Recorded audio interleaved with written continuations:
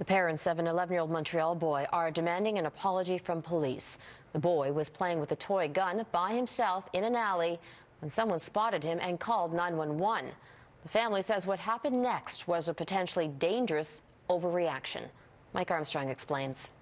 I was playing here and here with my toy gun. Elliot Piro says when he saw the first police car drive towards him down the alley, he didn't know they were there for him.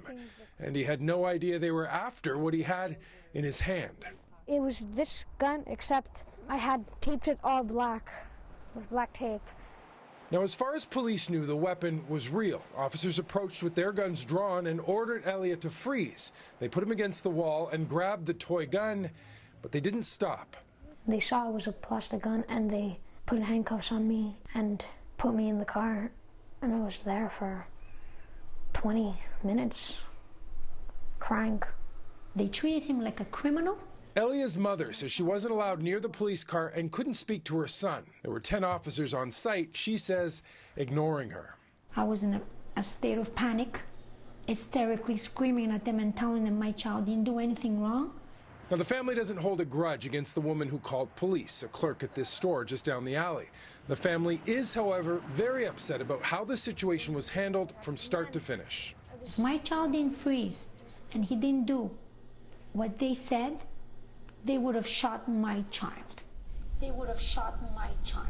Criminal lawyer Eric Sutton reviewed the family's allegations and says the way police reacted at first was warranted. But once they established the weapon wasn't real and the boy hadn't threatened anyone, they should have released him immediately. Perhaps even apologize for the trauma he must have felt, but to then handcuff him and detain him, to me, is indefensible.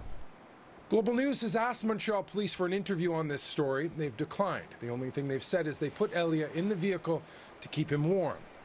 I'm always thinking about what happened that day. Elliot says he's having trouble concentrating. He's missed school as well. He says he'd like to move and won't be playing with toy guns anymore. Mike Armstrong, Global News, Montreal.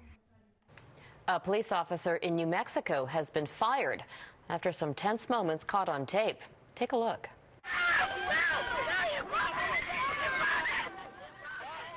The confrontation took place after officers pulled over a minivan for speeding. The driver eventually drives off, prompting one of the officers to fire at the car. There were 5 children inside the van. Luckily, no one was injured.